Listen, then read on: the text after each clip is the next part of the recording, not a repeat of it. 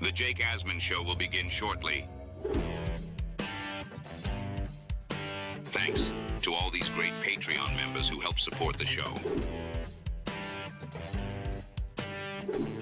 Get your super chats ready. Jake will be here in just a moment. If you love the New York Jets, this is the place to be.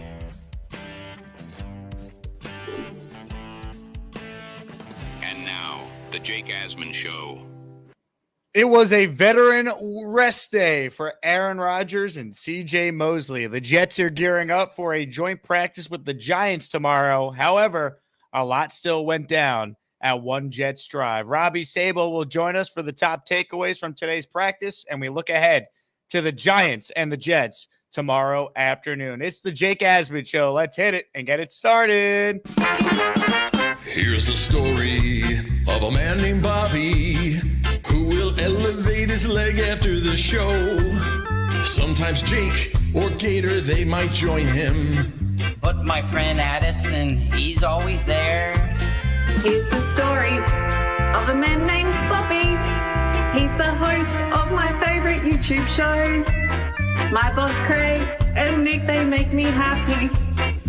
But Bobby is my only love. And then one day when the show got so amazing, like a Zoom meeting with drunks and drugged out whores, somehow this group would somehow form a family.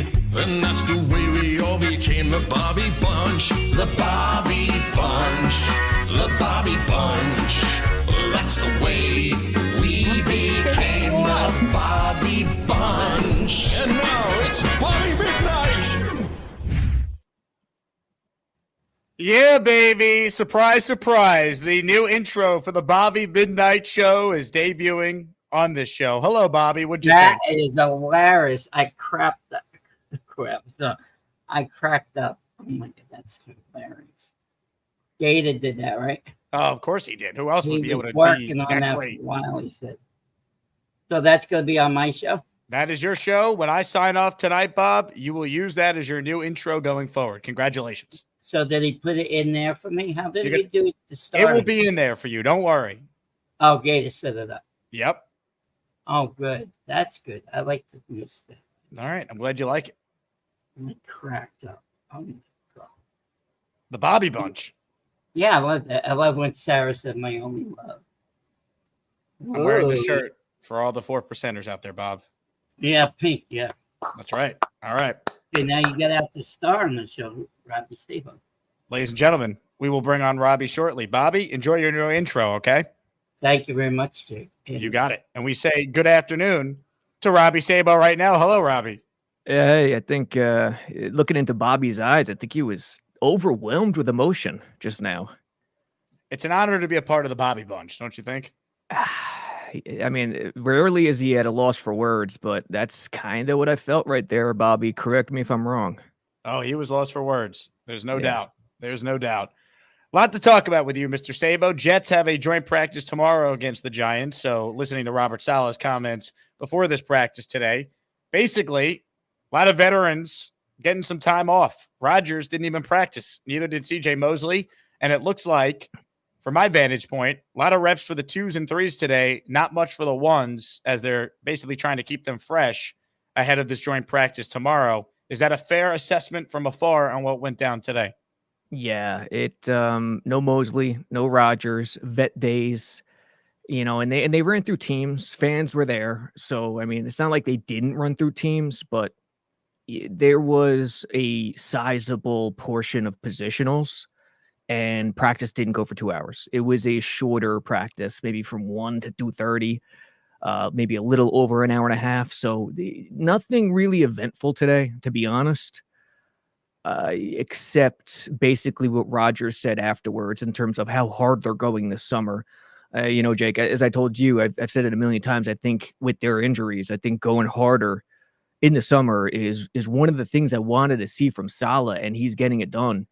And Rodgers even alluded to it after practice today.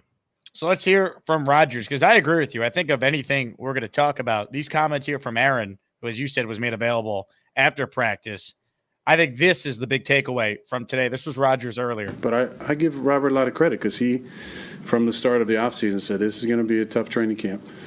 And I think it's been a lot of reps for the ones. He told me the other day we were somewhere in the neighborhood of 300 more reps, I think, at this point in camp than last year. And it feels like it, but it's good. I think it's going to allow us to maybe be a little more ready. And we've been fortunate with injuries. We haven't had a ton of injuries so far. So I like it. It's been great. You talk to the older guys, not a lot of complaints from any of those guys. Young guys don't know any better, so it's been good. I like hearing that. Good stuff there from Rodgers. What do you make of the amount of reps the Jets are seemingly getting this year versus years past under Saleh? Yeah, it's impossible to know. You kind of just have a feeling. And my feeling was that, yes, they're going harder. The tempo is higher. And that's teams. But positionals, if you're following my Twitter or following JetX articles when I'm writing recaps from practice, the positionals, they go hard. And the linemen especially are going hard. Tyron Smith, all the vets, Moses, they're in on it. And, I mean, if you're a coach, and Rodgers even alluded to it, he did the PC thing per se, the balance thing, by saying there's different philosophies. Some people don't believe in going as hard, and that was Saleh the past few years. But I'm firmly in the camp that you go as hard as you can. You go as hard as you can per the CBA. And you might have some more short-term injuries, nagging injuries, guys who aren't walking as cleanly, during August, July, August, early September.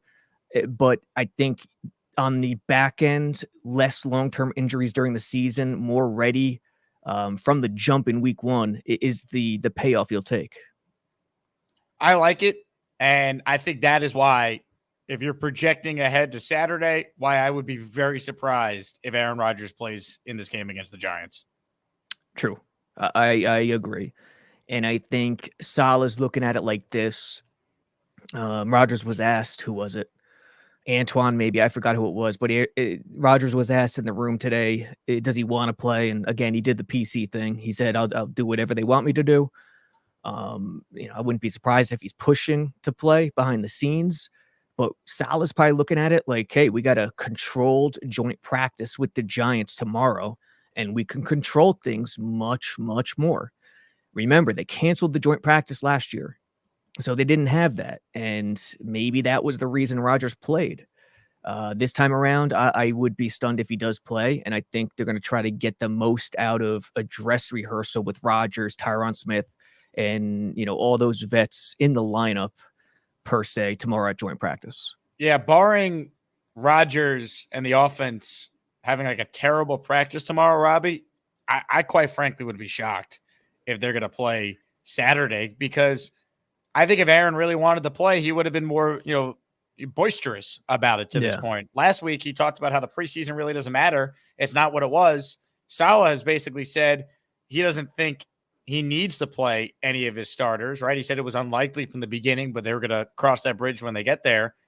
I just don't see it. I don't think anyone's going to play against the Giants. I agree. And for those who paid close attention, yesterday was a disaster. The offense was out of sorts. Rodgers and his weapons were miscommunication all over the place.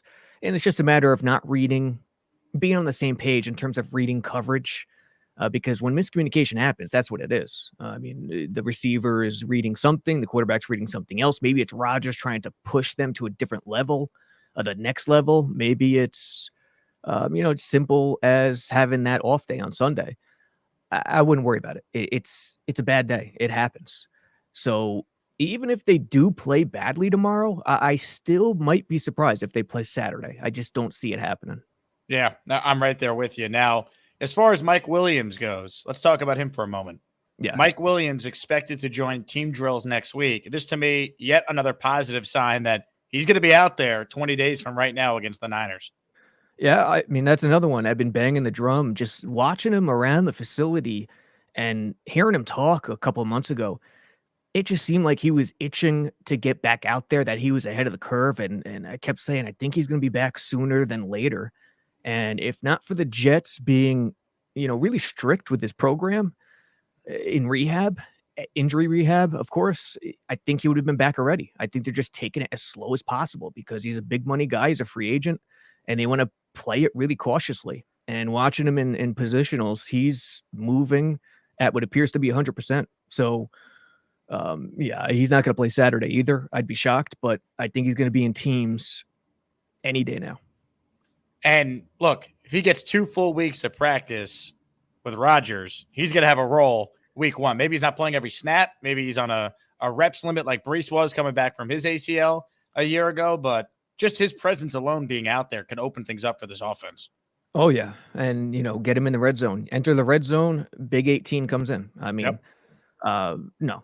And again, it's a new era. Receivers don't play every snap. If Garrett rips off an 80-yard catch and run rack and goes out of bounds at the 2, he most likely needs a blow. I mean, that's the norm anyway. So I think Mike Williams will have a big role, not every down. And by week 3-4, he'll be 100%. If you have any questions for Robby, Sabo, or for myself to answer, write it in the chat. If you send a super chat, it cuts the line. If you're one of the 200 people watching live right now, 1, thank you for your support. 2, give me those milk thumbs, as Green Bean would say. Hit the like button. It helps the YouTube algorithm continue to show the show to more and more Jets fans. When it comes to today, Robby, what were some of the things that did stand out? We said at the top it was a lighter practice. Rodgers, veteran rest day. Mosley, veteran rest day. So a lot of Tyrod, Peasley, and Martinez. What stood out at practice today from your vantage point? Not much, to be honest. It's hit a lull. After yesterday, which was a disaster for the offense, it's sort of hit a lull. But I'd say this: they're rushing the ball. They're really focusing on rushing the ball. They're also focused on playing a certain type of defense against base offense, 21 or 12 personnel if it's 2 tight ends. So those are now that we're nearing week 1, those are the 2 things I'm really seeing. A lot of rushes. I don't care who it is. They're getting the rock, no matter who it is at running back. And Malachi, the wild card. Malachi keeps on getting infused into the offense in unique ways. And, I won't give anything away, but they are unique to Malachi or that special type of weapon. So if Jets fans are disappointed by the time week 1 comes and you don't see Malachi Corley as a starter on ESPN on those graphics, don't worry about it because he'll have his own packages. There's no question about it. And he'll get his 8 to 10 or 8 to 12 or even more plays per game with his packages. Doesn't mean he's going to get the ball every time, but there's specialty stuff that they're working out that's really, really tremendous. Jeremy Ruckert back at practice for the 2nd straight day, this time with a regular jersey on, not a non-contact red jersey, which means he was a full participant. Your thoughts on Ruckert and the type of role he will have playing with Conklin in this offense? Well, he did wear the red jersey for teams yesterday. Today, I don't know if he wore the red. He did. I saw him not without it, but I wonder if he put it on during teams. I don't think so. But either way, he's back. They're not worried about the concussion.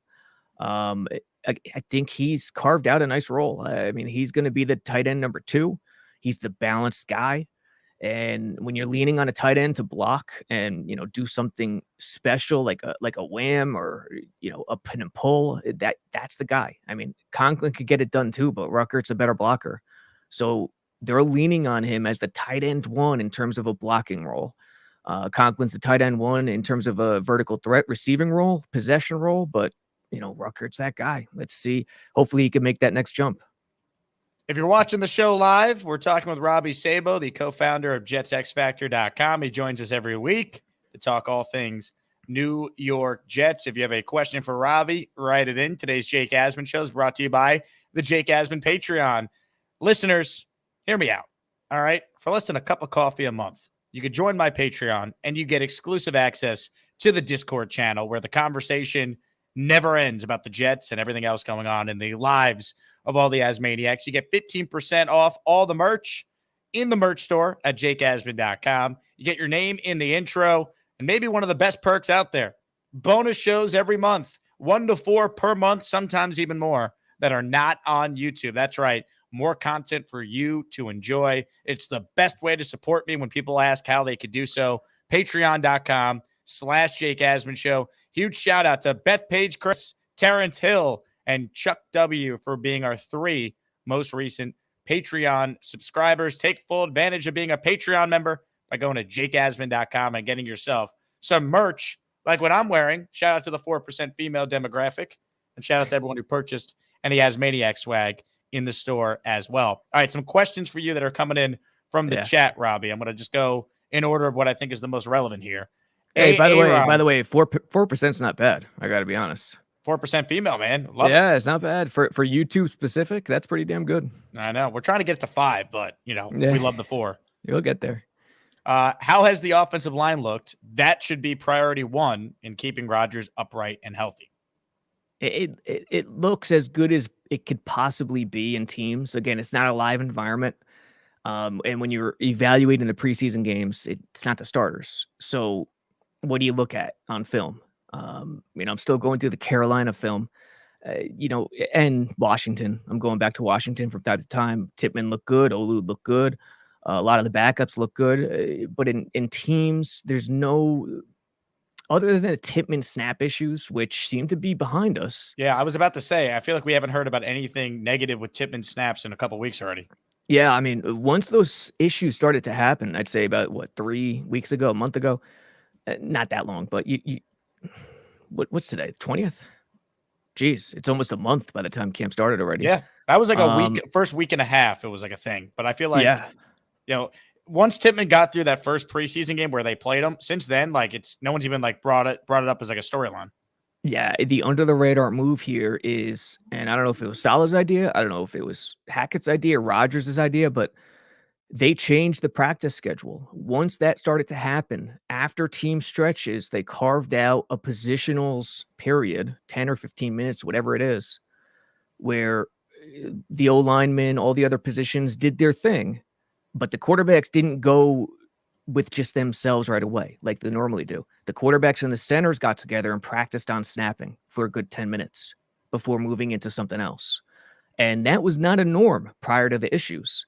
So Saleh has quietly carved out that section of it to work on it every day at practice. And it wasn't a once a week thing. It was a daily thing. That was the most noticeable, along with Keith Carter and the O-line up-tempo going as hard as possible, which when evaluating the O-line, as per the question, that's the thing that's really the most positive for me, how hard they're going in positionals, the O-line. I mean, it's shocking me for an NFL team, and that could only bode well moving forward. Christian has a question about Olu. Is he still learning right tackle? Well, he played right tackle in the game against Carolina. I thought he looked pretty good. Where was Olu Fashanu today when you saw him? Yeah, I think he looks pretty good overall at right tackle. I think he looks tremendous when grading on a curve, and considering they just threw him there a week ago. And Saleh made it a point to keep him at left tackle to start because he's a rookie and you don't want to rush him along. And I think it was the right move. And this is only a recent development that they're moving him to right in terms of a swing tackle position. So considering all that, I think he's you got to be excited about the guy. Do you see him playing right tackle or left tackle against the Giants on Saturday? I would say that's a good question. Maybe I would both. say, would they do it in game? Would they switch them? Perhaps. I mean, if Tyrod, is Tyrod going to play? It all depends on if Tyrod plays. If Tyrod plays, I'd start him at left. If he doesn't, I'd let him work right, because it's a tricky thing, because Tyron, obviously right tackle's the spot for him if Tyron's healthy all the time. But Tyron being Tyron, maybe he misses some games. You want him to work at left tackle a little more. So I think it all depends on if Tyrod plays. If he plays, put him at left to start. Jeff Life wants to know who's rounding out the wide receiver room, Robbie. Oh, man, this is going to be, and this is the time for 53-man roster predictions. I'm going to have to do one pretty soon. I think they're going to keep 7, counting Irv Charles. And in a way, you don't count Irv in that room because he's a special teamer, kind of like Hardy was. So I think it's going to be 6. If no injuries happen, Garrett, Mike Williams, Corley, Gibson, Lazard, and Brownlee. Did I forget someone? I think the first 5 are set. I think the question is, if they keep 6, does Charles beat out Brownlee? If they go 7, I think it's Brownlee and Charles for sure. I don't know who else you would put as like the 7th receiver besides those 2 we're debating. No, if they go 6, I think Brownlee's screwed. Charles is making the team. It's a lock beyond locks because he's Brant Boyer's guy. And, Hardy burned me. I don't know if it was 2 years ago or last year where I thought there might be a surprise cut and they'd cut Hardy because they had a bunch of young guys who could replace him and they didn't do it. So I'd be stunned if Charles goes because once someone cements their position in terms of a special teams role, I think Saleh loves that because it shows, a type of under the radar leadership position in which a guy embraces a role that's, not heralded. So I think Irv is a lock. And after that, I think it's either 5 or 6, not counting Charles. And if it's 5, Brownlee's on the chopping block. Yeah, I think that's fair. Questions keep coming in for Robby. Once again, if you have one, write it in. Gusbuster hotline link is pinned, so we're going to get to some of your calls here coming up. Chad wants to know what the latest is on Michael Carter II. Saleh said he's still day-to-day. Now, Carter did take a photo with someone I know named Nicole. Nicole asked her on Twitter, and Nicole asked him how he's doing, and Carter says he's doing well and should be back soon, apparently. So MC2 should be back at practice maybe early next week. Is that fair? Early next week, maybe even sooner. I saw the transcripts for Saleh yesterday. I wasn't there for Saleh yesterday, but saw the transcripts, and he made it sound like he'd be back any day. So okay. I think he's okay. I think he's coming along, unless Saleh's being coy with everyone. And I mean, if there's a position or a player he could be coy with, it's Carter, because him at nickel corner, he cements a lot of the scheme stuff they do. Unless he's being coy, I think he's going to be back any day. Which is certainly a good sign for the Jets because he is really good at football. Yeah. This question is from Average Joe. He says, Robby, when do you predict Reddick shows up? How much have you guys talked about Reddick recently? I've tried to do some of it, but not a lot of it because nothing's changing here. Like at this point, we could argue who's to blame, how we got here. But all the Jets could do from this point on is basically take the stance they've taken, right? I mean, they have the leverage. Like Reddick needs to show up to get paid at some point. Reddick can't win. He has no path to win. And, people are calling it a same old Jets move. It's really not. You look at it. If Reddick had a market, he would be on a different team with a new contract already. He didn't have that market. What do you think? Philly just talked to the Jets? No, Philly opened the phone lines to everyone and said, hey, who's going to give us the most for Reddick? The Jets were in, and they got it done without even having to give him a contract. Okay, you could argue, why bring him in then if you haven't gotten it done? You do that because him and his agent can't win. He has to play to get paid. If he comes back, Jets fans, I've seen it written, Jets fans are worried that he's going to come back and dog it. No, he's not. Because he's not going to get paid if he does that. He's going to be run out of the league. So that's one. Number two, if he doesn't step in and take control of the situation, he's going to ruin his own pockets.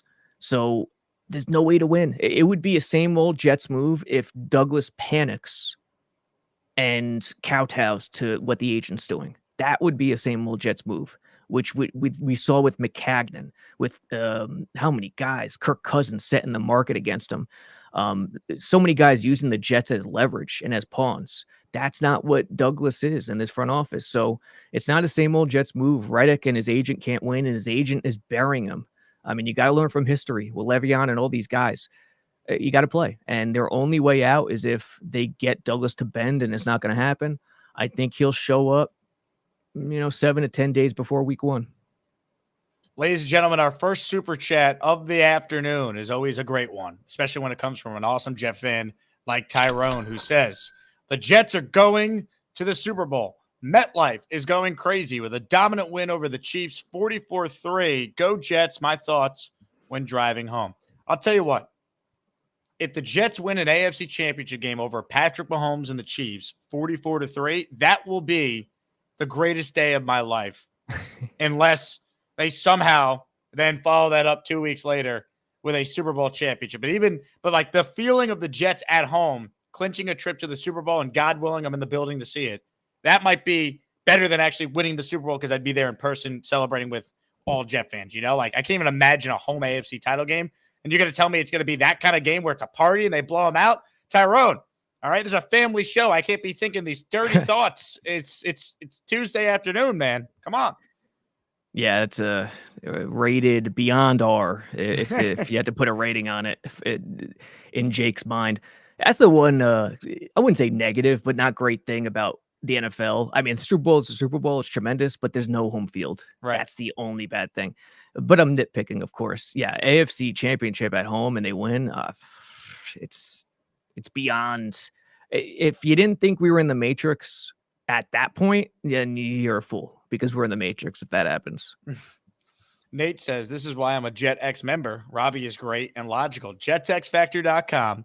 Become a Jet X member. Robby, what is the discount code for my listeners? Oh, use discount code 80 for Wayno, the mayor of Garfield.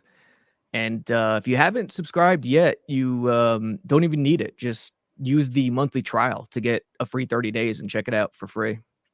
You guys know how often we talk about Jets X Factor on the show. We have Robby on weekly. We have Fialco on weekly. Yeah, Connor man. Long calls our show all the time.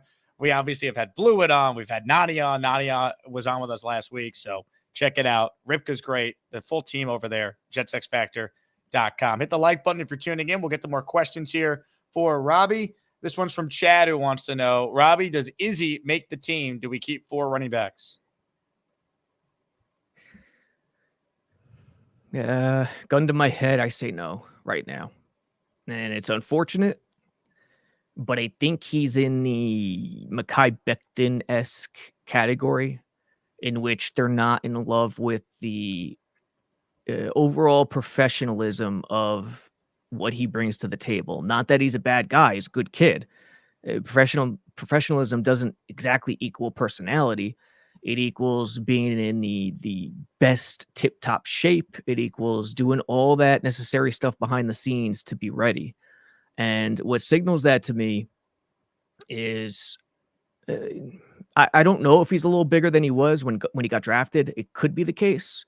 But the fact that the 2 rookies leapfrogged him right away, which is something that never happens under Saleh. Under Saleh, usually rookies have to earn it. We saw it with Sauce against Bryce Hall. And that tells me Bryce Hall, they love Bryce Hall. They love what he brings to the table. He's not here anymore, obviously, but still, they could still love the guy and him not be here. Izzy is not in that category, so I'd say he is cut. But we'll see. I mean, there's still time left. Still time, but I think it really comes down to a numbers game if they go with 3 versus 4. Right? Yeah. I mean, yeah, we will see. Quick super chat here from EJ, then we will go to Evan first up on the Gusbuster hotline. EJ, he writes in, Connor Rodgers suggests Jets will not re-sign Michael Carter this season. Any thoughts? I didn't hear where Connor said this, so I'm going to reserve, my full commentary on that. I mean, I think it'd be a mistake to not re-sign Michael Carter. In fact, I think they should sign him now because then you send a message to Reddick's camp, hey, we're true to our word in not negotiating with players that aren't here who are in the last year of their deal. And Michael Carter's really good. And I think you'll save money now by signing him at this point than waiting till after the year and allowing him to hit unrestricted free agency. Don't make the Bryce Huff mistake again. That's why I'd sign the guy right now. Wait, when and where did he say this? Because that surprises me. Michael Carter being a slot corner is not going to demand the money he would on the outside. That's right up Douglas's alley in terms of value. Number one. And number two, I think he's the best slot corner in the league, or top 3 at least. He's a former safety. He has safety instincts, which means he plays run support really well from that slot corner spot. And it allows the Jets to play nickel against a base offense, 21 or 12 personnel, which they did a lot last year, but I think they're going to even do more this year. So it's tough to believe that. I'd be stunned if that happens. Ladies and gentlemen, Gus Buster hotline is open click the Gusbuster hotline link, which is pinned in the live chat if you want to call in. We say good afternoon to Evan, who's up first today. Hello, Evan. Hey, how's it going, Robby? Good to finally talk to you, man. Jake's got a lot of great guests, but I think you're the GOAT of all the Jake guests. So glad to say hi. Appreciate it, Evan. Thank you. Yeah, of course. I got two questions for you. One's kind of positive, one's negative. I think the team's pretty loaded with talent. We're gonna have to let someone talented walk. Who's a guy do you think the Jets don't want to keep or have to cut that you think, oh man, if I was Joe Douglas, I'd keep him around. I think he's got a lot of potential. That's question one. And then question two, similar vein, but a little bit different. Again, loaded roster. There's a lot of great young players. You can't pay them all. There's a salary cap, right? So is there a player, one of these young guys we've drafted with the premium pick, who do you think out of all those guys is the most likely to not get paid and we'll have to see go play elsewhere? So those are two questions for you, Robby. Okay. Number one, an immediate name came to mind. It's a little different than the outliers you put on it. It's CJ Reed. I think they want to keep Reed, but I don't think they're going to be able to, just because of the Carter situation. I think they're going to go Carter over Reed, and it's just going to be one of those things. They can't fit him under the cap. It just doesn't make sense long term. They have Sauce as CB1. They'll have Carter locked up long term as CB2/slot. So I think Reed's that number one topic. And number two, I assume you're talking about Brees, Sauce, Garrett, all those kids. So it's got to be Brees, based purely on position. And it's unfortunate. We're still a ways away from that. And his second round status, as opposed to first round status, to not get that fifth year option is going to play a major part. So, is there any other players in that mix that could be a candidate, or no? Did I hit on them? I think you got them all. I'd say Brees is probably the most likely. I mean, you're right, but who knows? Like maybe Braylon Allen plays so well. We're not. I mean, it sucks to say because we fall in love with all these players. Maybe we don't miss them as much as we miss some of these other guys. So, yeah, I could see that. Garrett and Sauce are going to cost a boatload on their fifth-year options. Those are going to be huge cap hits. How Douglas handles that is going to be interesting. Does he try to lock them up early? It's not easy to do when a guy's going to demand a lot of money in free agency on the open market. But Brees, he's the one. I mean, Quinnen's locked up. Who else? I'd say Johnson. That's tough. Yeah. The only way it could be Jermaine is if he falls on his face this year. But if he still has the analytics, not the sack, he doesn't have to have the sack numbers. You want it, but he doesn't have to have it.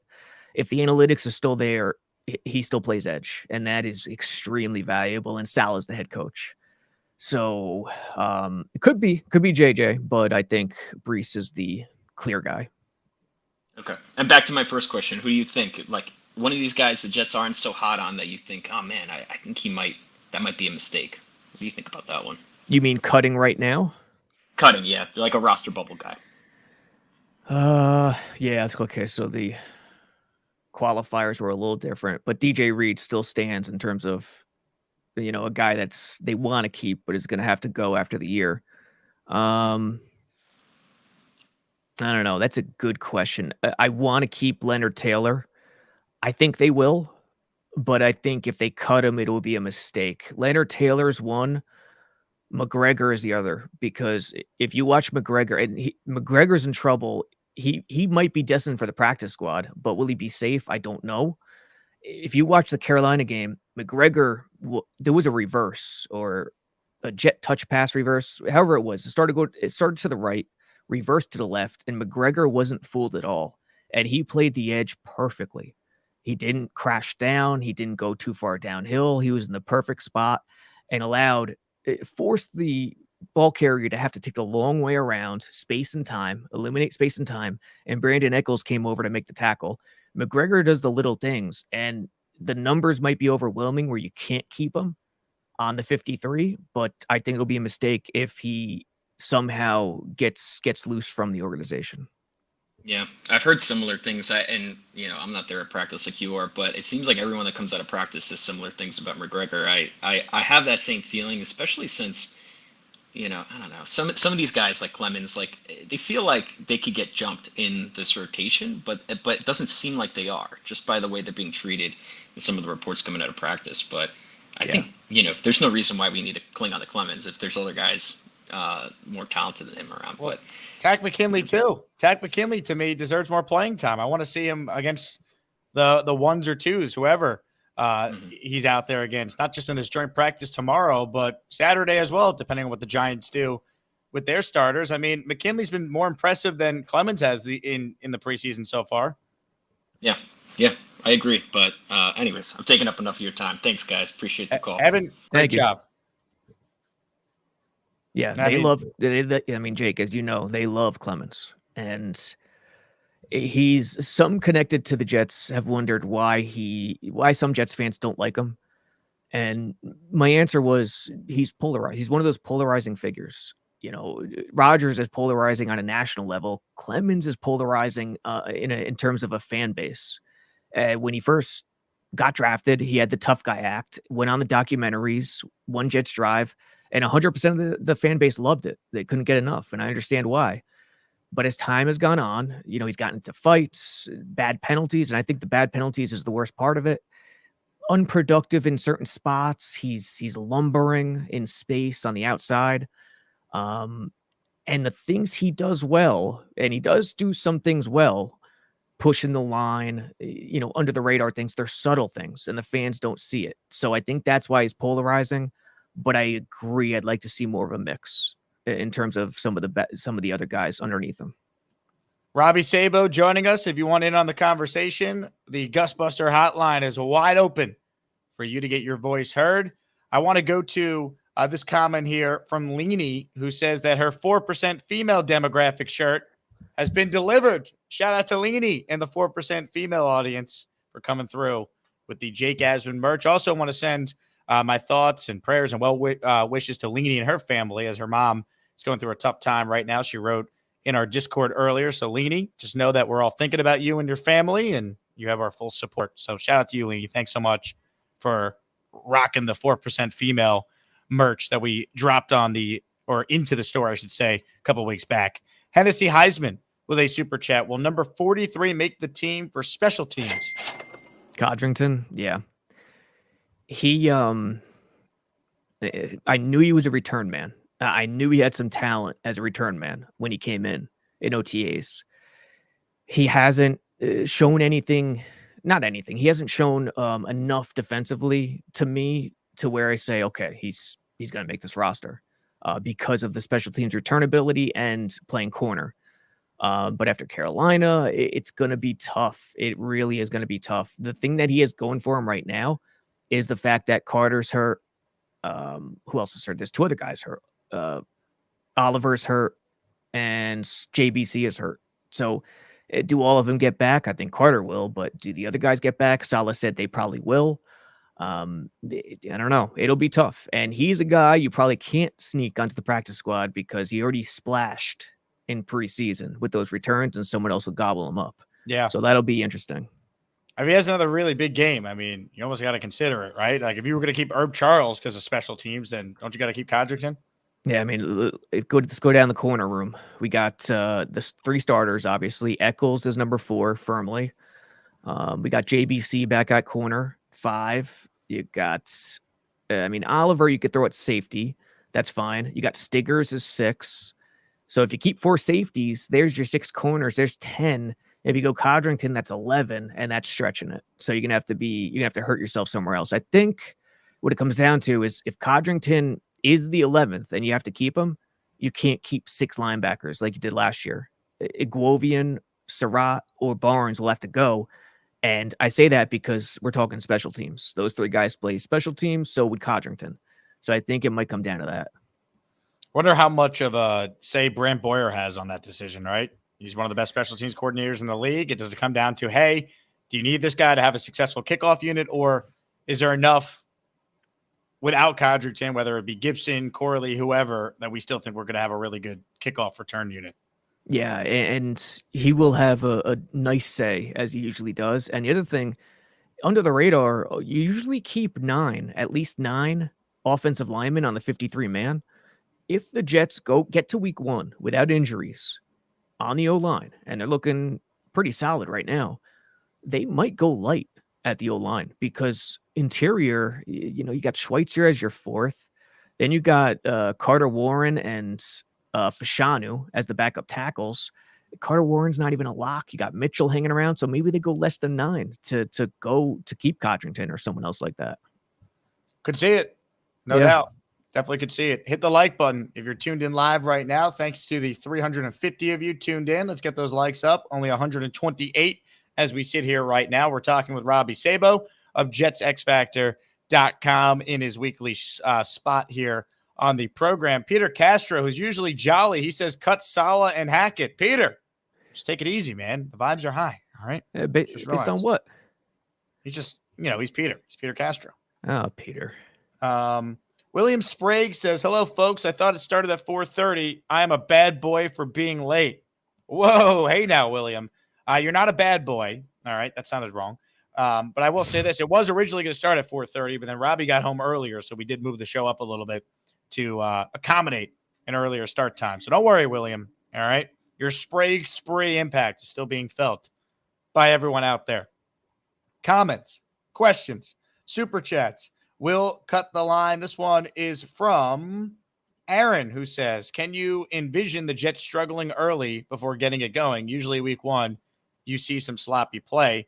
I definitely could see a lower scoring game week 1 because of the nature of the fact it's the first time the Jets have so many new pieces on this offense. It's a really good defense you're facing. So, yeah, I could see it. What I won't do, though, is if the Jets lose week 1, do doom and gloom when they got 16 more games to go, and I fully expect them to start at least 4-1 going into that Bills game. So, as long as Aaron makes it through that game healthy, I'm still going to sit here and not do doom and gloom no matter what happens in that opener.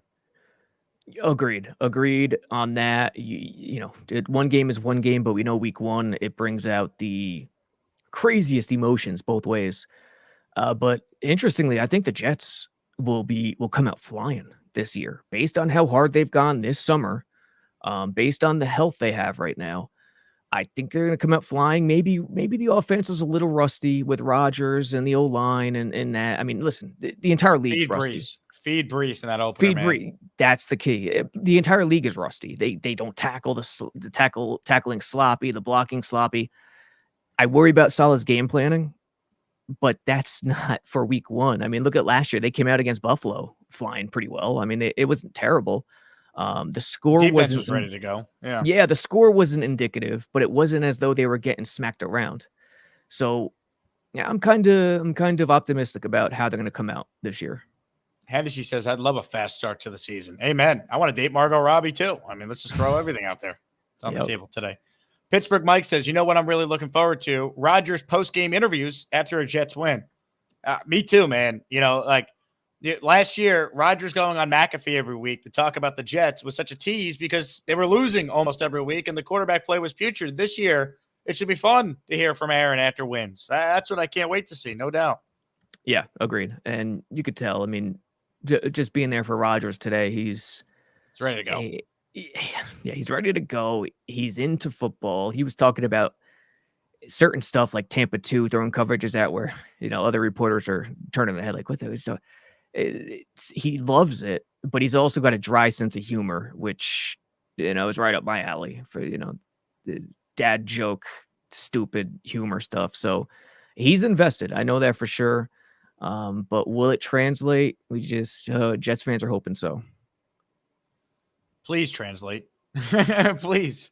We all need it. Hopefully you guys caught my interview with Ian O'Connor today where we talked about his book on Rodgers. And oh, yeah. I haven't read it yet. Got it in the mail. I got to check it out. I heard it's really good. Yeah, really good. I started it and, we had Ian on for an awesome conversation earlier, Jet fans. So check that out if you missed it. All right.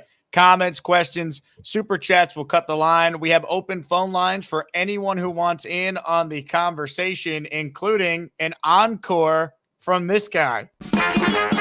Here's the story of a man named Bobby who will elevate his leg after the show. Sometimes Jake or Gator, they might join him. But my friend Addison, he's always there. Here's the story of a man named Bobby.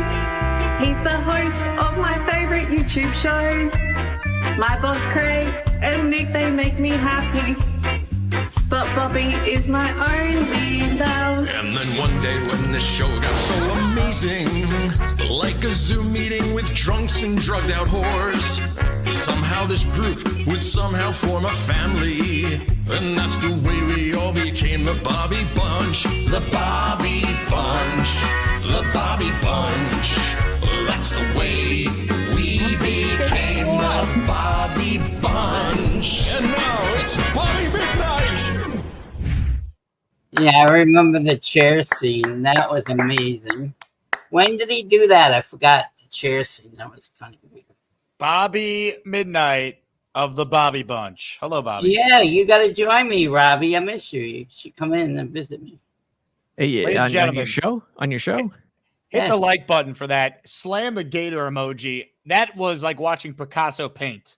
That open right there. Just crazy. incredible. All right. Just incredible. If you're not an Asmaniac after that one, you got to become a channel member just to use the gator emoji to thank him for that. My God, that was awesome. Yes. How was Robbie, the do you get together? How was the get together this past weekend? I unfortunately had to go to PA for a fantasy draft.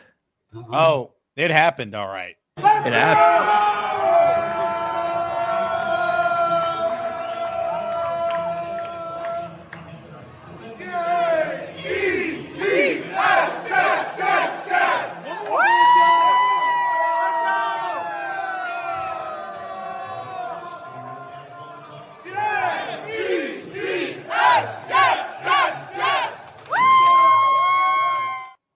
Yeah, baby. That was awesome. That was Nick Shine that he was on top of. So- Bobby, were you there? No, I didn't make it. Nah, I'm sorry, buddy. I tried to be on YouTube. They showed us a little bit, but it couldn't. It's too loud over there. But they had a great time. Nice. So, nice. Robbie Next Sabo, one. do you know Pat McAfee? I know of his existence. I don't personally know him. No. Oh, you know where he's going Saturday?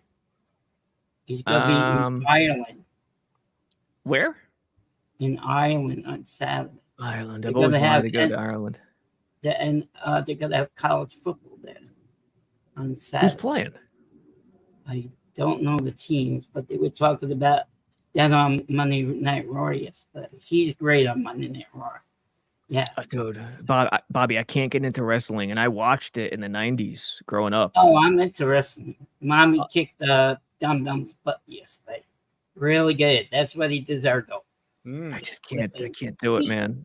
The Attitude Era was my last era, and I was out after that. Oh, okay. No, I know what that is. So, do you think why Joe Douglas signed 2 running backs is what he said with Brees Hall? They can't resign him. No, I don't think he did that specifically. Because he envisions losing Hall in 2 years. Yeah. I think they're not happy with Izzy quietly under the radar. I think that was a major factor. And I think they envision a certain type of offense this year where they're going to run the hell out of the ball with some power schemes. And Braylon Allen and Isaiah Davis fit that. My guy. That's my guy. Oh, yeah. Done Your it next in open should just be Bobby's love letter to Braylon Allen. I can't listen to it anymore. Hey, Thunder and Lightning. That's what it's called. It's going to be Thunder and Lightning. They're going to run all over everybody. Thunder and Thunder. Saturday, run over the Giants like for 200 The yards. smelly Giants. Yeah, they're going to run over the Giants for 200 yards this weekend. Yeah, quick insight. Rodgers said something funny too about the Giants game last year. He said it today. Wink Martindale. It's a new defense now this year. But Wink told him before pregame that, hey, I'm just going to play cover 3 against you. And then he wound up blitzing the hell out of him, going cover 0. Remember when Rodgers, first play of the game, he goes up to the line, checks it, throws a smoke screen to Garrett Wilson, a little smoke to the left, got 10, 11, 12 yards. So Wink was playing games with them before the game last year, apparently. I missed that guy. We have a new guy. I forgot the guy's name. You know the new defensive coach over there? If you said his name, I would go, oh, damn, I know who he is. Isn't it Shane Cauldron? Oh, that sounds familiar. Didn't Yeah. they get him from the Raiders? Titans. Oh, Titans. Yeah, that's right. I looked them up. I never heard of them. Bobby, are you a Giants fan too? No, it's actually Shane Bowen. Never mind. Yeah, I like him. I like them. Yeah, but Like Titans. B-Mac likes the Green Bay Packers. I like them too. Yeah. But I think they got to stink this year. They're not going to do nothing. Will you be wearing a Giants shirt or a Jets hat during the game on Saturday, Bob? Oh, I'll wear a Jet hat. All right. Yeah. Why would I want to wear Giants? They stink this year. I don't know. Hey, they're going to be like 6-11. Well, Bobby, thank you for the time. Yeah, thank you for having me on. Bye, Robbie. Bye, Jake. Have a great day. Bobby. Bye, Bobby. Well, you know I have my own YouTube show. If I'm awake, I'm going live. Unless Jake has a show, I'm Bobby. Oh, what a moment in time that open was. Here's a story about a man named Bobby who will elevate his legs after the show. Yeah, you must have your own song parody man at this point. Like We've had some songs on the show over the years. Yeah, like Stern back in the day, back in the heyday. I'd be interested to see how long the list grows. Uh-oh. Did Robby just get Ricky and wide? Oh, he's back. We lost you for a second. Now, you were bringing up some songs that I had. We don't have time to play all of them because we'd be here all day, but let me give you my favorite song that has ever been produced. Or, you know what? That's not right. I can't just pick one. There's too many. But let me give you one that I think you'll enjoy, Robby. All right. Stop. What's up, Jake? You're embarrassing yourself. Oh, shit. Stop. Let me ask you something, Asman. What do you think of Zach Wilson? He stinks. Thank God he's gone. He never scores no fucking touchdown. He stinks. The second pick for number 2 destroyed the Jets' cause. He stinks. As maniacs kick so much ass, but some of them, they kill the vibe and make the show a freaking mess, so Jake reminds them. He stinks. When Allen calls, he speaks the hate. That cartoon douche, he trashed the Jets. Let Bobby know, cause he's the man who will remind him. He stinks. Another call comes from the car. Distorted voice and no Wi-Fi. That's JJ with a crap-ass phone just cut off all the calls. He stinks. Is that gas station pizza? Come on, Gary. He stinks. Chicken don't go with pasta. Let's get out of here, Jake. The guy is terrible. Enough. Your thoughts? Tremendous. Bring back rock to the mainstream, number one. And number two, it sold me once I saw the Uncle June clip of the blender. That's just for anyone. I mean, if you didn't watch The Sopranos, you're nuts. No, first of all, but secondly, Uncle June, it was the hilarious character, the funniest character of all time in any show. That dude, top notch. Gator, is that the man who made it? Gator made that one. Yes, indeed. Gator, tip of the cap. More calls right now. Weed the People is up next. Hello, Weed. What up, Jake? Weed? How are you today? What do we got behind you today? What am I looking at, Weed? Oh, you gotta look at it. Hey now. Look at Bobby's face. That's an appropriate face. Is that a woman flashing? I can't tell. Yeah. I couldn't get the whole picture into the video, into the screen. Jake's face is like mild discontent. Yeah, I can tell you my reaction would be a lot different, Weed. If, you look very disappointed. I would be thrilled, actually. Not about. You look disappointed. Yeah, well, I think this photo needs to be properly adjusted for my excitement. I will take care of that for you. All right, thank you. Yep. You ready for football? Can't wait. Wait. Season's about to start, man. Are you ready? Yeah, man. I think I'm going to the game on Saturday just to start getting prepped up for the season. Get the routine down. My own personal little preseason game. Yeah.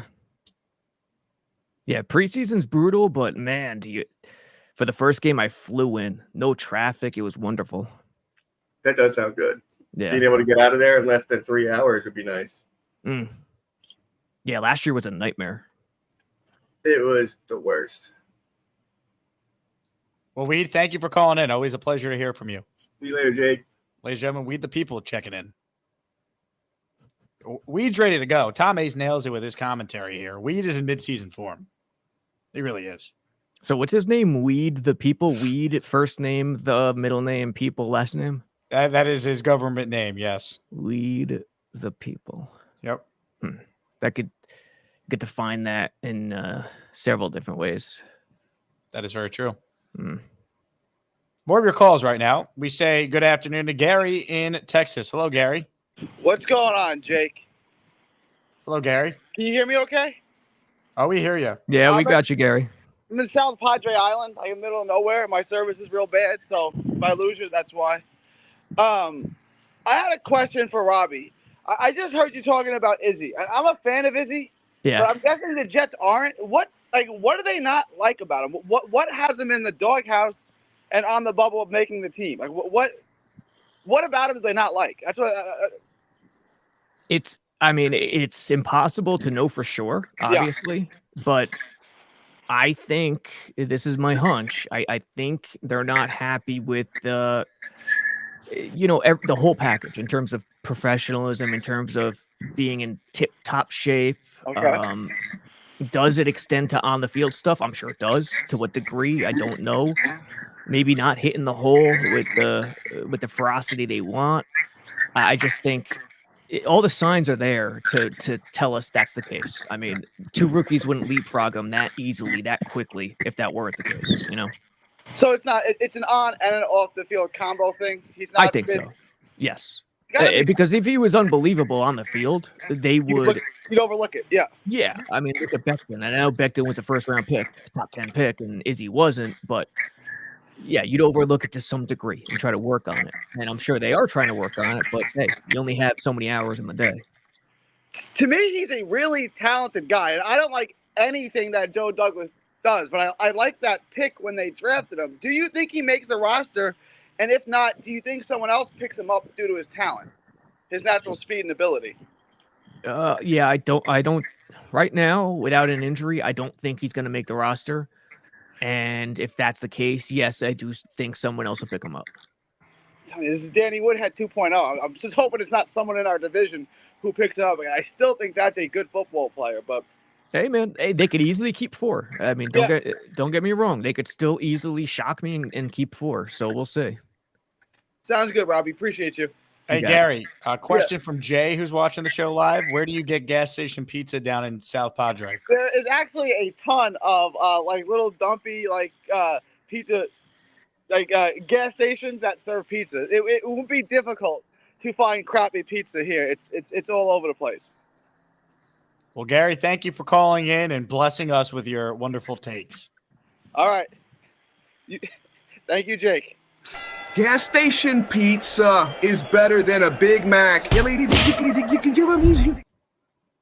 a moment in time. Gas station pizza, there's such a different degree of quality. I mean, it's tough to say that. That's an outrageous statement. I'm reading this comment. Robby, why don't we like Gary? Because we like Gary as a person. His sports takes, though, leave a lot to be desired. We don't know. Did I hear him say he doesn't like anything Douglas does, but like Dizzy? Well, to quote Gary here in regards to Joe Douglas. Joe Douglas should have been fired 2 days before he was hired. They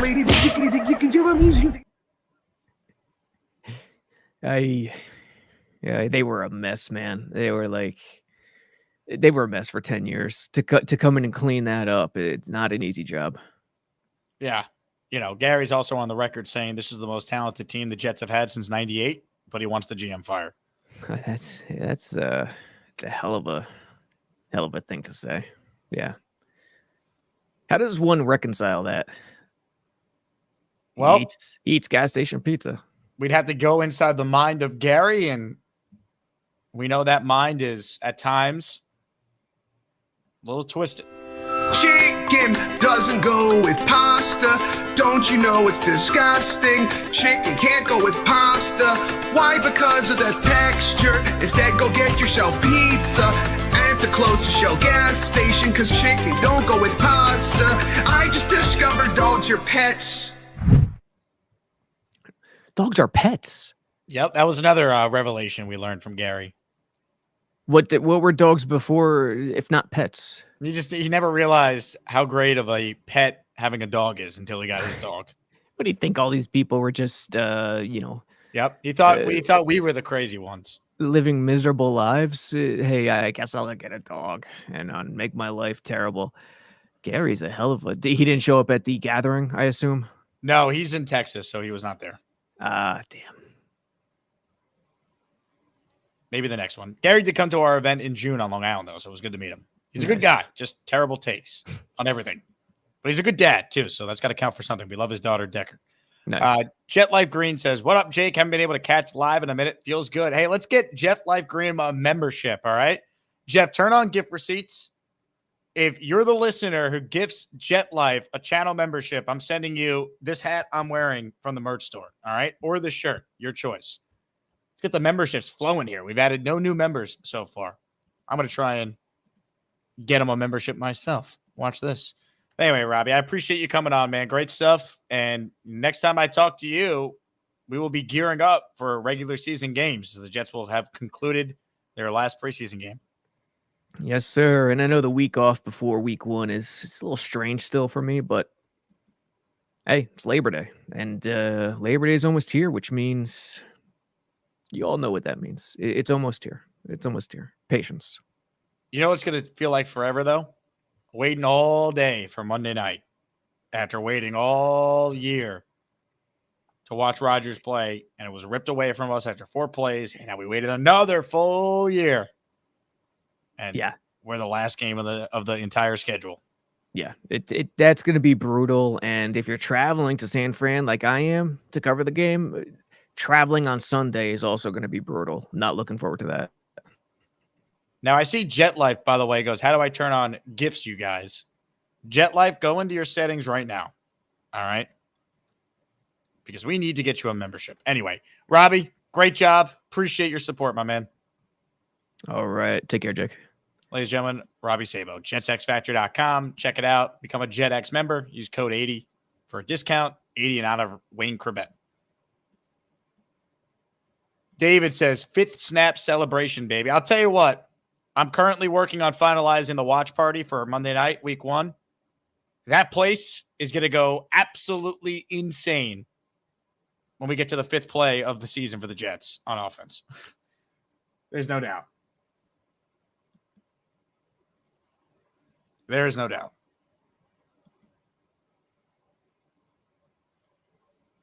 Tom A says, Robbie is the X in Jet X Factor. It's either him or Connor Long. Love it. Jay says, are you ready for some football on Monday night party? Am I ready for it? I mean, bring it on at this point. Let's go. Are you ready for some football? All right. Has our guy Jet figured out how to turn on gift receipts? So I want to gift him a membership here. So if you haven't, then I'll tell you what, Jet Life Green. Someone else is about to get this. Here we go. Get the membership train rolling. 1 membership being gifted right now to a lucky Asmaniac. And it went to listener Bobbleneck. Bobbleneck, you are the recipient of 1 channel membership courtesy of me. Welcome, welcome, welcome. Wow, look what I'm seeing here from William Sprague. He's using his free Asmaniac super chat. He says, are you ready for some memberships? Folks, are we about to get a Sprague spree? Is it happening? I'm going to turn on gift receipts now because it is happening, baby. 10 channel memberships from William Sprague. We like to call this, folks, a Sprague spree. I am the master of the Sprague spree. Take this, Jake, you little bitch. Here we go. 10 names to read. First up is AB Baby. Second up is a name I won't read, but Carly once did, and that was not great. The P-word assassin. Braden NZL. Slim. Darren McCullum. Ray Danger. Ron G. Boring Sober Guy. Philip Hannon. Eric Rivera. You were all channel members courtesy of William Sprague. Legendary, man. William, you're the best, dude. Hit the like button for William. Let's get some more memberships flowing here for the people. We have some emojis that are in the works right now. All right, one of them is the Ricky NY emoji, which looks exactly like Ricky if he were a skeleton. Big fella says, Carly saying the P-word assassin was a classic moment of the show. It was. It also cannot happen, but it was funny. Ladies and gentlemen, EJ checks in. How about a 5-spot of channel memberships? Whoa.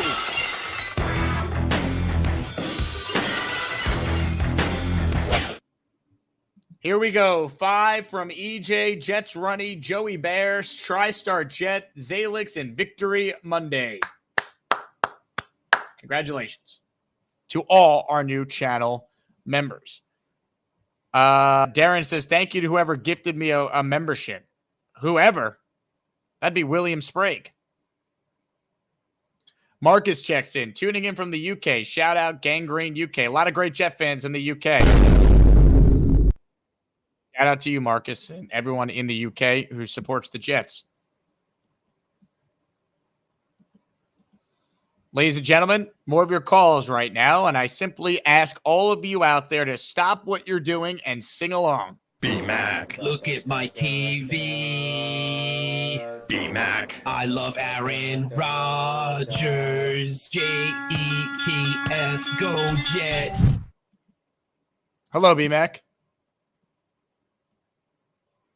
Hey, Jake, how's my connection? Is Not it good? great. No. Is it choppy? Your picture is not very clear, Well, but we I'll can make it hear quick. you, so make your take. Go ahead. All right. Well, first of all, I want to. I know you saw Tom Brady's list about Rodgers being number 5. Personally, you, what's your opinion on it? Are you okay with it? Objectively, do you think it's good? Or Well, how'd you know I saw it, and then you're asking me for my opinion on it? I'm just curious, you know what I mean? Well, did you watch the show I did on it earlier on the Jake Asman football show? No, I saw it. I didn't watch it, but I know you. I saw the video though. I just don't know what you're doing. B-Mac, hey you hater guy, Allen sucks and JJ can kiss my ass before I wipe. B-Mac's connection is seemingly getting worse. It's like, I think Ricky might have better internet than B-Mac at this point. As far as my take on Brady's list of the top 5, I did a full video on this for the Jake Asman football show that I launched. For those who are curious, instead of just Jet content a couple times a week, I'm doing a general NFL show. It's not going to be very long like these shows are. We're talking 20, 30 minutes max per episode. Sometimes we'll feature a guest. Sometimes we'll just me riffing on a topic. And today I covered Brady giving his top 5 QBs, in which he put Rodgers at 5. I think it's fair, honestly. Now, I think most people would say, really? But tell me who you're putting at 5. I think you could come up with the first 4 very easily. Mahomes has to be 1. And then I think in whatever order you want to put 2, 3, and 4, it has to be Allen, Burrow, Lamar, right? I think it has to be those 3 in whatever order. After that, who's 5? Peyton Manning put Justin Herbert at 3 on his list. I think that's insane. Herbert's done nothing to warrant top 3 consideration, let alone top 5. You're going to put Stroud on that list after one good year as a rookie? You can't put Goff there yet after one great year. You're going to put Jordan Love there when he had 8 good games? He was awesome down the stretch, but you're going to put Love in the top 5? You can't put Hurts there off of last year. Like, who are you putting there? Dak? I mean, if you count the regular season only, I guess. But Dak's playoff history, that has me concerned. You know, you're going to put Tua there? Beat a good team. Win a game when the temperature's below 45 degrees for once. right? So the more you go through it, you're going to put Purdy there. I don't know. I mean, Purdy's good. I think he's really solid. Is he a top 5 quarterback in the league? So I did this exercise this morning. I mean, who are you putting at number 5? So if you put Rodgers, I don't think it's crazy. Like, you're just betting on his pedigree. Yeah, Michael in the comment wrote Stafford. Maybe you could argue it, I guess. You want to put Stafford there over Rodgers just because Stafford's played more recently. But I got one game to win. I want Rodgers at quarterback before Stafford. So, but I understand saying you can't put Rodgers there because he got hurt. So, I guess the whole point of that exercise was, you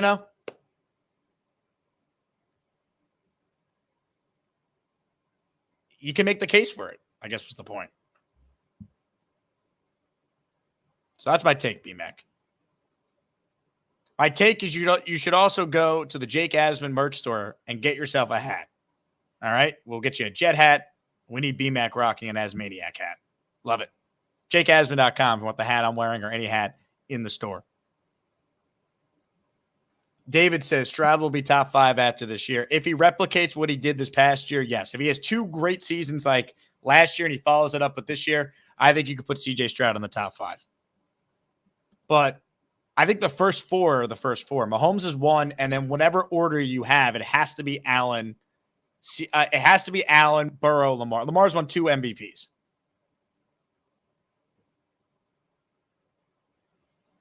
So I think that's where it starts.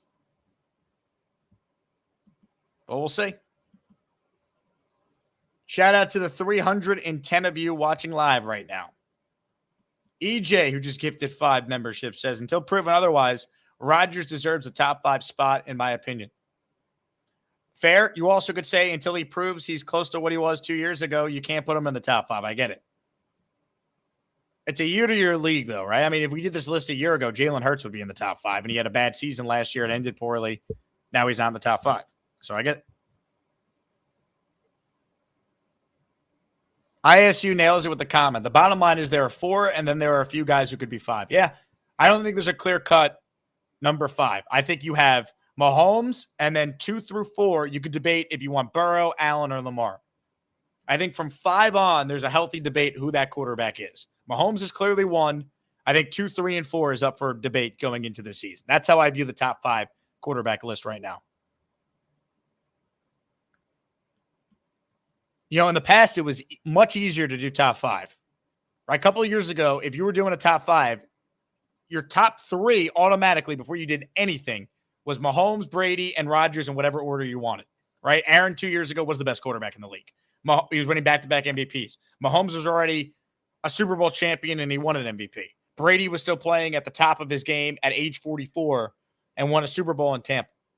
Like, your top 5, you already have 3 of them set in stone, right? Mahomes, Brady, obviously Aaron.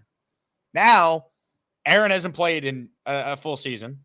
Brady's retired. Mahomes is the only given. Everyone else, it's like there's 2, there's 3, there's 4, and then a huge drop-off. Or not drop-off, but huge debate who it is.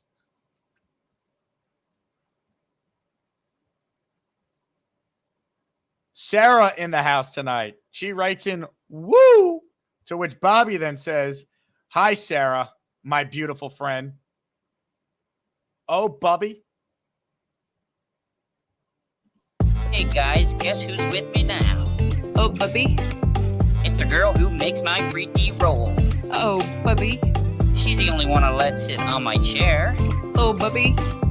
With her beautiful face and her long blonde hair.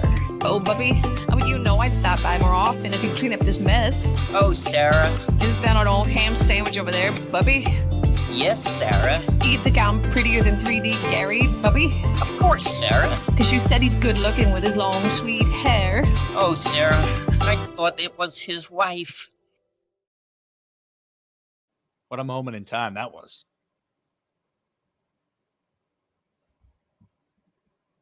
Marcelo writes in, Mahomes, Allen, Burrow, Lamar, Herbert, slightly over Rodgers and Stroud realistically. Like, I like Herbert too, but how do we know he's great? He's been good. He's been victimized by poor coaching. We all just assume Herbert's going to be amazing. Like, maybe. We'll see. Peter says Rodgers top 5 without a doubt. I think if Aaron's healthy, he's capable of that kind of year, Peter. I do. Leany says, oh, how I want to be there when Bobby finally meets Sarah in person. Me too. Me too, Leany. She's from Australia, the golden blonde beauty. Can't live without her, that girl makes me freaky. Sarah the angel is everyone's sweetie. If she dumps her husband, I'll be her next beefy. Sarah. EJ writes in, until Mahomes arrived, I thought Rodgers was the most talented quarterback I'd ever seen. Look, I think the most talented quarterbacks I've ever watched in my lifetime are Rodgers and Mahomes. So I'm right there with you. You know, Mahomes has a chance to be the greatest ever. Like, he's certainly on his way. Now, I don't know if he's going to get to 7 like Brady, but if he comes close, there'll be people who will say Mahomes is better. Because you just watch him. Just physically, he plays the position differently than anyone. Besides probably Rodgers, but Rodgers won't have the rings Mahomes has. I mean, I would love for Rodgers to win 2 with the Jets to tie Mahomes, but, you know, let's be realistic. We'll take 1. Believe me. You know, I would like to see Rodgers get a chance to go head-to-head with Mahomes because that would mean they'd meet in the playoffs. Hopefully it's an AFC title game at MetLife, like someone super chatted in earlier, Tyrone. They've never played each other. Every time Mahomes and Rodgers were supposed to play, one of them has been out. One time Mahomes was injured, another time Rodgers had COVID, and last year Rodgers was injured. So they've never played head-to-head. Maybe their first head-to-head meeting will be in the playoffs. I hope it's in an AFC championship game. The last thing I want the Jets dealing with is going to Arrowhead like wild card weekend. Because then they probably were like 9-8, 10-7, didn't win the division. And then you got to go deal with Mahomes in round 1 as like the 2 seed. I'm good. Salem says, Jake, would you rather watch A-Rod win a Super Bowl with us or Judge win a championship with the Yankees? Look, I love the Yankees. Thankfully, I've seen the Yankees win before in my lifetime. I've seen championships. I've never seen the Jets in the Super Bowl. I've never seen them win the Super Bowl. I do a Jet show every day. It's the Jets. It's Rodgers. Peter says Mahomes in a league of his own. I mean, he's the best. Even in years like last year, he didn't have the best statistical season for his quote-unquote standards. He's still the best because when it mattered in the playoffs, he's never played on the road before. Well, guess what? He went into Buffalo, knocked him out. Went into Baltimore, knocked him out. Then was MVP of the Super Bowl and led a fourth quarter comeback. Mahomes is the best. He's the best in the league. Unquestioned. Doesn't mean he couldn't lose, though, head-to-head. Burrow beat him head-to-head. It's hard to three-peat. It's never happened. I'll take my chances if I'm the Jets, if I'm Rodgers. Because I could tell you, even though Mahomes is better than Aaron Rodgers, in a one-game scenario, Aaron Rodgers goes into that game being like, I'm the baddest MFer on this field today. He just needs to be better that day, and it's a team sport. The big fellow with a super chat, Jake, you need to take your director of merch to Las Vegas. Big fella, I appreciate the super chat. The director of merch is very busy, though. Unable to join me on this trip tomorrow. Speaking of which, our director of merch ranks our top 5 quarterbacks. Joe Flacco, Jimmy Garoppolo, Josh Allen, Joe Burrow, and Justin Herbert. Where's Aaron on this list? What type of list is this? You know what this list is, people. This is a list that has nothing to do with skill at the quarterback spot, but everything to do with looks. And this is not the type of list I want on this show. So here's what we have to do. Just shut the fuck up. I did not ask for the dumb opinion that came out of your ass, so shut the fuck up. I mean, come on now. Bobby checks in. Hi, Carly, my beautiful friend. Ladies and gentlemen, Bobby Midnight is on one right now, folks. He's a menace. Calm your freaky down.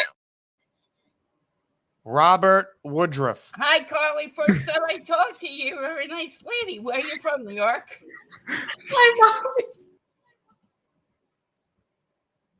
Let's see.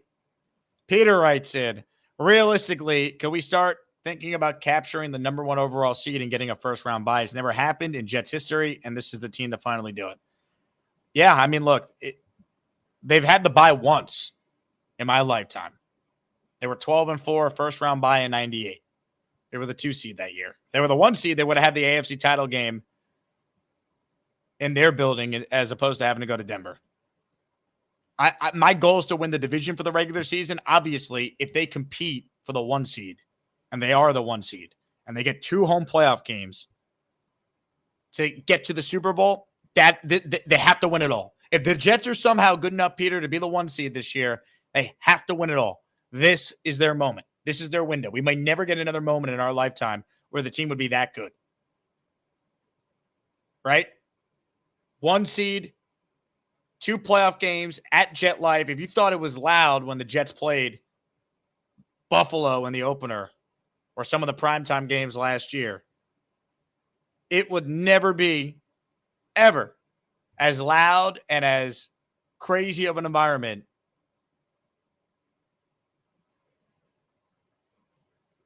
than if the Jets are somehow the 1 seed hosting an AFC title game at home. Dave says, keep Rob away from Colin Cowherd. You might have a nervous breakdown. Man, Rob was on one this morning, huh? For those who caught the first show today.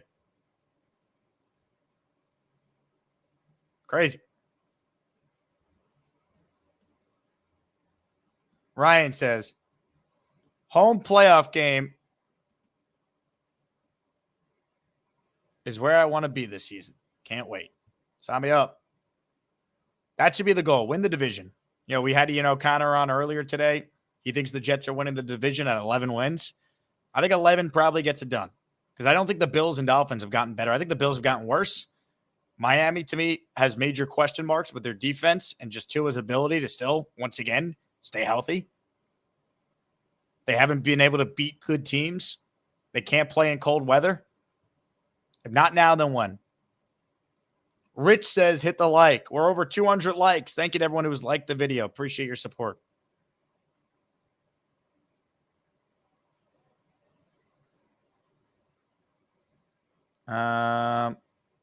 Let's see.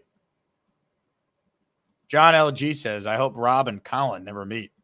Yeah, Rob might like snap Cowherd's neck open, man. Seriously.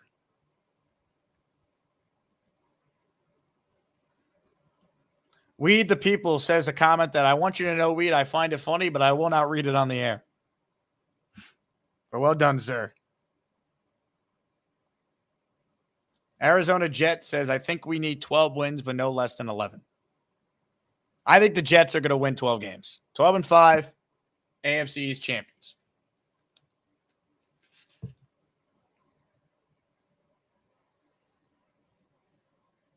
Marcelo says, I think we need to be 12-5 to be the 1 seed. Definitely possible. 11-6, safer bet. To be the 1 seed, you probably need to win 12 games. Oscar says, I don't know why Rob is letting himself get that pissed off about Cowherd. I don't know, man. I couldn't tell you. Peter Castro, who earlier said fire Saleh and Hackett, says 14-3, no doubt. Peter, this is why we love you. Darren says, love the fish in December. I mean, the schedule, look, I know we all want to beat Miami right away, right? Like I was talking to my dad. My dad's now going to the opener against the Patriots. He's like, I wish they were playing the Dolphins. I literally had this conversation with Steve last night. And I said, yeah, I get it, but I'd rather smack the Patriots early when they might be playing a rookie quarterback or they're learning a new offense and defense with a new head coach and coordinators and build some confidence, get a win, and then play Miami later in the year when you play them in their building in December when it's not going to be a huge problem with the elements, with the sun and the heat being a big issue. And I'd rather play Miami the last game of the season at Jet Life where it's going to be cold in January and Tua's going to be all bundled up. Holy hell. Ladies and gentlemen, it is a Mike D's Nuts membership explosion. Bang! Thank you, Mike D's Nuts, for another gifted membership.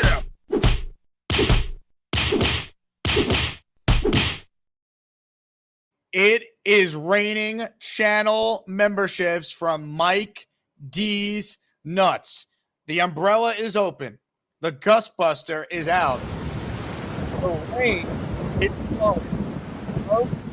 It is time now to be courtesy of the incomparable, the immortal Mike D's Nuts. Here we go. Drew Balcom, George Curtis, Mr. K, Carl Johnson, Jesse P, Dano Russell, Captain David Gaines, Bo M, Boss of Bosses, J.A., Shiva, Stacks Different Timing, Adam S., Rasta Dread 305, Admiral Average 548, TJ, Oregon Jets, Rabbit Jawa, Michael Villa Vicencio. You are all channel members. Smash the Mike D's Nuts emoji. Folks, he's done it again. Mike D's Nuts. Incredible. Incredible. You hear that, Leanie? Is this Mike D's Nuts?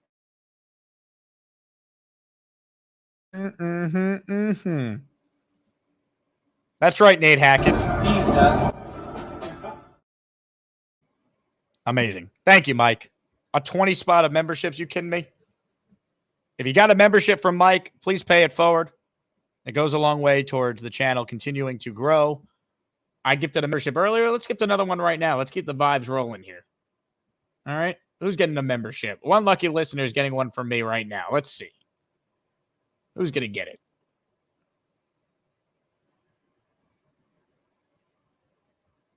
I mean, it was just raining D's nuts before, man. Crazy. Ladies and gentlemen, Dominic LeCarry is the recipient of the membership that I just gifted. Shout out to everyone out there who got a membership from Mike. All right, more calls right now before we wind down the show.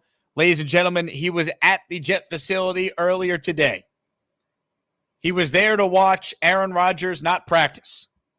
Ladies and gentlemen, we say good afternoon to Snowball. Hello, Snowball. Guess where I'm coming back from? Training camp, man. Can you guys hear me? I could. Did you not hear my introduction where I said you were there to watch Aaron Rodgers not practice? It's all choppy. I'm on the Long Island Expressway. The signal sucks. How long is it taking you to get home, Snowball, from where you were in Jersey to all the way out on Long Island? I question my sanity every time I drive there.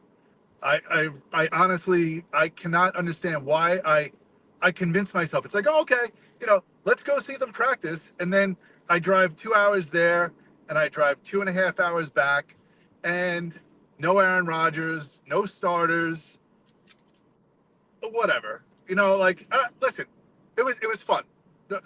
I sat with Nate, and he collected a lot of tape for you. So I don't know if you went to the tape that he has, but I've had some spotty service on the way home. But anyway, I got to Pittsburgh, which was like the highlight of my day, which was very nice. I do have a Codrington signed helmet now. Nice. Which is speaking it into existence, right? He's got to make the team now. Otherwise, I just have a helmet with his signature on it. Other than that, I think I had a couple of observations from training camp today. Number one, Peasley, you can wave goodbye to that. We can wave goodbye to Snowball's internet today. connection. Yeah, wave goodbye to my internet connection. Hi? You still got me? We got you now. You're very pixelated, Ricky NY style, but the last we heard was wave goodbye to Peasley. Yeah, wave goodbye to Peasley. He was early, he was late, and he was dirting the ball, and he seemed lost. So, I don't know. Rucker being used as a receiving tight end was very encouraging. I thought that was a good thing to see. And a lot of Izzy running the ball. I think they're really trying to evaluate what they have in this kid. I don't know. He doesn't impress me. Like, he doesn't have the burst coming through the hole. Whatever. But those are some roster spots that might open up, and I hope the Codrington kid makes it. So those are my observations. A fun day. Like I said, meeting Connie Carberg was like the highlight of my day. And meeting Nate, that was the highlight of my day also. How about that? Connie and Nate. Now, did anyone comment on your Asmaniac hat? I see you're wearing there, Snowball. You know, I repped the Asmaniacs when I went to training camp. I didn't see any other Asmaniac merch. So if you are watching and you have not bought your Asmaniac merch, you should. And yeah, definitely rep if you're going. Well, there's only one training camp left, and it's tomorrow, and it's season ticket holders, so whatever. But yeah, buy your merch anyway. Buy it now, buy it later, and buy it often. Snowball, your check is in the mail. Good luck with the rest of the drive. Thank you so much. I will be looking for that one. Ladies and gentlemen, Snowball checking in, rocking the Asmaniac hat. Get the same hat he's wearing or the one I'm wearing by going to jakeasman.com today. Here for the memes with a super chat. College and NFL football starting Saturday through February. Yeah, we made it, people. Week 0 is this week. There's football on every weekend now that actually matters. Let's go. I'm pumped. You should be too. But we're all just waiting for Jets football. Darren says BMAC greater than CMAC. I think CMAC came. Christian McCaffrey? Darren, I don't know what this means, man. But I appreciate you being a member for 5 months. Dave says merch store is open for business. It's true. Ryan says, crap, my membership ran out. Let's get a brother back in the club. All right, Ryan, here's what we'll do. The listener who gifts you a channel membership will get a item from the Jake Asman merch store, all right? So I'll stay on a little while longer here. We'll see if someone can get you a membership. And that person who gets you a membership, you better have gift receipts on. That person will get an item in the store, all right? So I'll stay on for a couple more minutes here because I was going to end the show after Snowball. But Ryan, you've been a long-time listener. So let's see who's coming through for Ryan. While we wait and find out who's coming through for Ryan, we say hello to an esteemed member of the 4% female demographic, and she's gone. It was Leanie, but now Leanie's not there anymore. Leanie, call back. I'll put you on.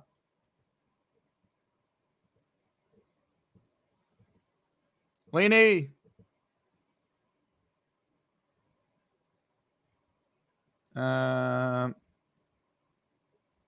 Hold on. Do we have Leanie? Many people are wondering if Leanie in North Carolina is actually going to call in. That's the question. Many are wondering. We're going to find out right now. Get in the hole. Hello, Leanie. Hello. I just had to call in because since I got my merch and Snowball said it, I just want to say, look how cute I look. See? Wow. Let's go, Leanie. Let's go. That's awesome. Thank you so much. I'm glad you like it.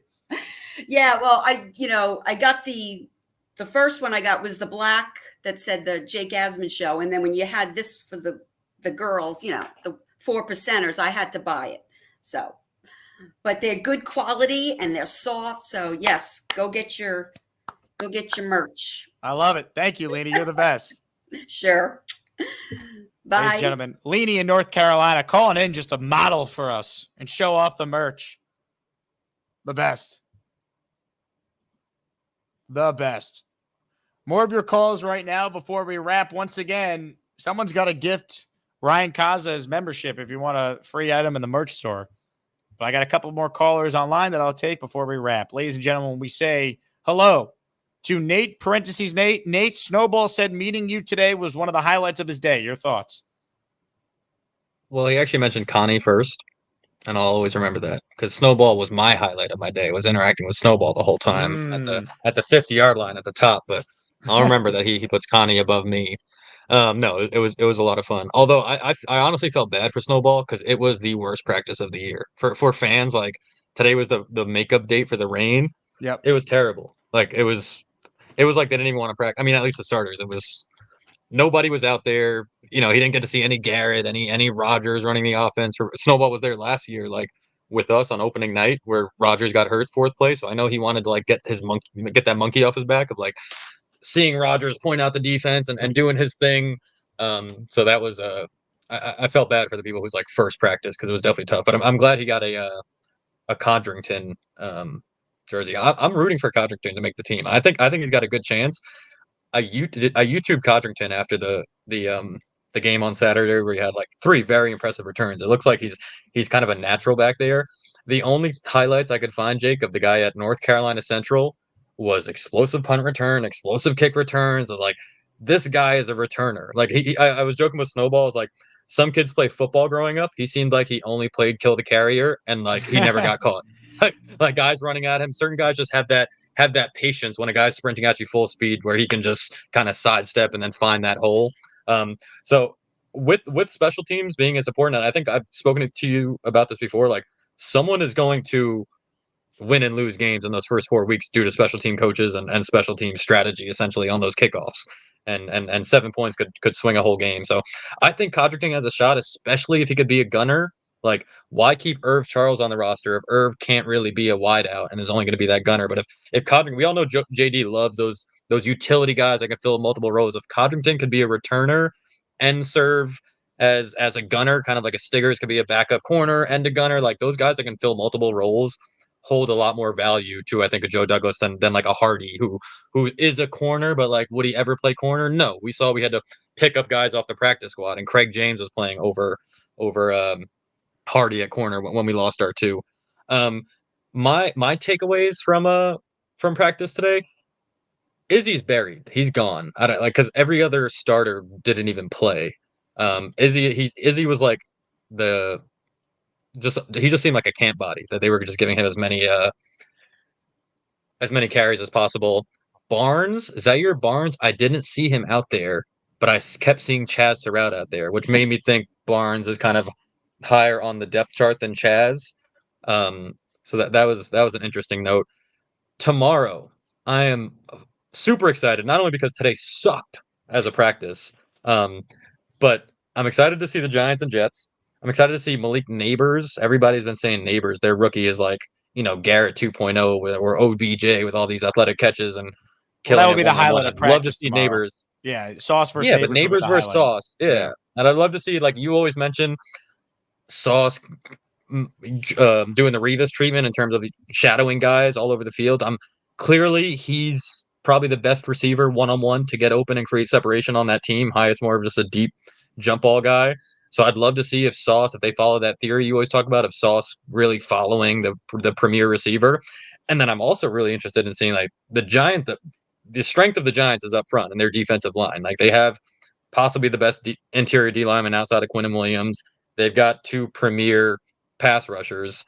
If our O-line can hold up against that stout, we don't think the Giants are a great team. If they can hold up against those 3, those are the 2 matchups I'm looking for. Their D-line versus our O-line and our new and improved O-line, and then how the rookie Neighbors holds up. I guess I'm looking for that as like a fantasy perspective, how Neighbors can do. If he's cooking Sauce and DJ, I'm like, all right, maybe they do have themselves their own miniature Garrett Wilson across the pond over there. I mean, he's not going to Sauce, but it will be fun. I'm glad you're going, so at least you get to watch something real. All right. If he does cook Sauce, it's going to be all over Twitter within seconds. It'll be Sauce emerging. That I'm sure fans not of the Jets would love seeing that. It will mean nothing. Have Sauce one more is on ticket. the All-Pro team for the 3rd straight year. So there you go. Yeah. It's mostly just Seattle fans and Giants fans that are upset. I do have possibly one ticket for tomorrow. I'm waiting to hear back from a friend, but I'll let you know in like, I don't know, an hour or so if an Asmaniac wants to go to tomorrow's Giants Jets practice. All right. Well, if Nate does have that ticket, I'm going to post it in the Discord first. So if you're a Discord And member, Jake? you get priority response. Breaking. I think I told you this in the chat. I don't know if you saw it. I was texting Quana Stiggers this morning. Quantez is back home with his wife in Atlanta for the next 2 days. He'll be back Thursday.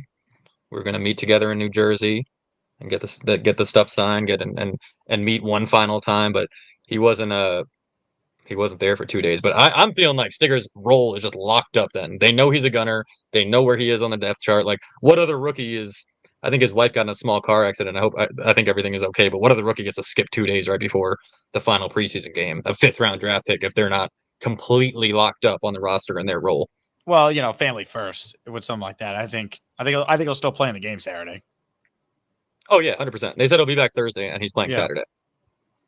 Well, Inside there you sources. go. Nate, our inside source with the Stiggers situation. Forever and always. Call me. Hey, Like I said, I'm naming my first child Quantez, boy or girl. I think it's like Addison. It goes both ways. Nate, I got to say, you have some tremendous hair. Oh, thank you very much, Jake. I appreciate that. People always say I look like you, but I usually, if I trim my beard, it's usually more red when it grows out. It's not as much. Well, yeah. You look great, Nate. Well done. I appreciate that. Cheers, Jake. Just trying to be like you. Ladies and gentlemen, the great Nate, parentheses Nate. If he does have that extra ticket and as Maniacs you want to go, get in the Discord. I'll write it tonight and we'll go first come, first serve for that. All right, one last call before we get out of here. Ladies and gentlemen, we go to a guy who already knows what is going to happen on opening night to Brock Purdy. He's going to die.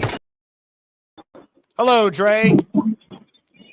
What's going on? Jake, my brother. We're traveling along. Finally got out of some traffic, and I'm on my way home. I gotta be honest with you. I'm not stopping short. I'm on board with Jerome, the Packer fan. We're going 14-3. We're going with the number 1 seed. Garrett Wilson is at least, if he doesn't break the NFL touchdown record, he will break the franchise touchdown record of 15, which is held by Mr. Marshall. I think he'll have more yards than Marshall as well this year. That's Hey, for Dre, sure. what do you think about Brock Purdy? He's gonna die. Dre, I love you, but your internet was not great. Or audio. Someone wrote, audio sounds brazy. Mike D's Nuts says, did I miss my memberships being read? Mike, you definitely did not miss it. Not only did we read them, but we busted out the Gus Buster umbrella for your memberships to be read. Because things were getting wild, baby. Mike D's Nuts, we read your memberships. Someone wrote in, Dre, your internet is going to die. And that's from Jay. Gator, who loves everyone with an Android phone, says Androids win again. Facts. Robert C. checks in. Gift settings can't be made on the phones. On a computer, it will say settings saved. Yeah, you can't gift from an iPhone, I'm pretty sure. You got to do it from a laptop. Jet Life says, yeah, Mike, send another 20. Jet Life, how are you not a member? What do you not have gift receipts turned on? Sarah wrote that Nate is giving me Wolverine vibes. I could see it. A little Hugh Jackman Wolverine style there. Mike D's Nuts says, I'm 18 minutes behind. Well, let me tell you something, Mike. Eventually you'll catch up. And you'll see that we gave you the appropriate round of applause for your membership parade. Nate says, I forgot to mention that one of our running backs today executed the butt fumble 2.0. Well, more insight from Nate, parentheses Nate. There you have it. All right, that's going to do it for me, folks. Nearly a 2-hour show. We did a long show this morning with Ian O'Connor as well, author of the new Aaron Rodgers book, so check that out if you haven't already. I'm traveling tomorrow to Vegas, where I will be doing the show from Circa for the next couple of days, so you will not have a live show in the morning, but we will go live in the afternoon to recap Jets-Giants joint practice. Andrew Fialco will join us around 4 p.m., so no show in the morning, but a recap show with Andrews coming in the afternoon. Depending on what time I get set up, maybe I'll squeeze in a shorter show before Fialco, though. But I don't have my itinerary to a T just yet. So don't worry. You're still going to get great content. You'll probably get even more content than normal because I'm going to be having more interviews with people on site at Circa who are also there for contest weekend. So stay tuned for more info. Become a channel member if you want to watch the best of the Jake Asman show because it's hilarious and you'll enjoy it. I will talk to you guys soon. once again, I want to thank everyone out there who supports the show. We couldn't do it without you. Thank you to everyone who gifted a membership today, including 20 from Mike D's Nuts. You guys are the greatest. I'll talk to you guys soon. Go Jets, Jets. Jets, Jets, Jets.